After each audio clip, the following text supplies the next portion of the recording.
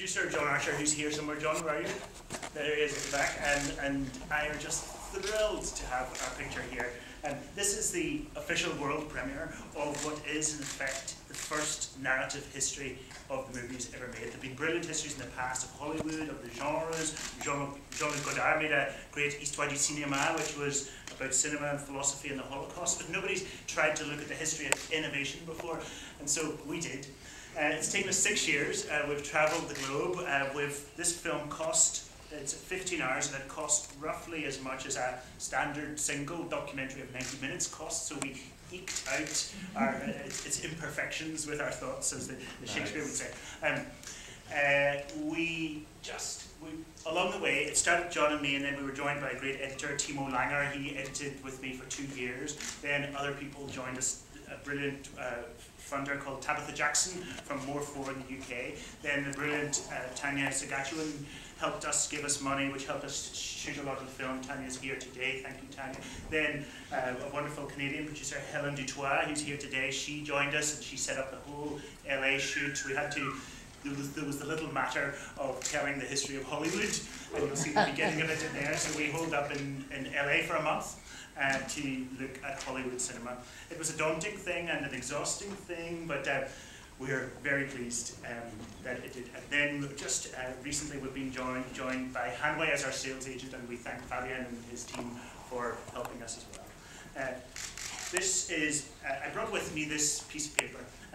This was hung in our edit suite for 2 years, and this is the running order of the film, and it's quite long. I wanted to try to illustrate what you're going to see today is the first 180 minutes, which gets us to about there. And I won't tell you what's in this because you're about to see it. We do end at the end of the silent era today, so this is going to be roughly a history of silent cinema. You see, tomorrow, if any of you are coming back, the next 180 minutes looks at the golden age of 30s cinema in France, around the world. Then we look at the darkening of the language of cinema after World War II, particularly in Italy, but also in North America. And then we look at the emergence of these absolutely remarkable figures, Jacques Tati, Federico Fellini, and Ingmar Bergman, all in the 1950s. And also tomorrow, our story begins to widen. We look at the birth of African cinema, of Arab cinema, Youssef Chahine, etc.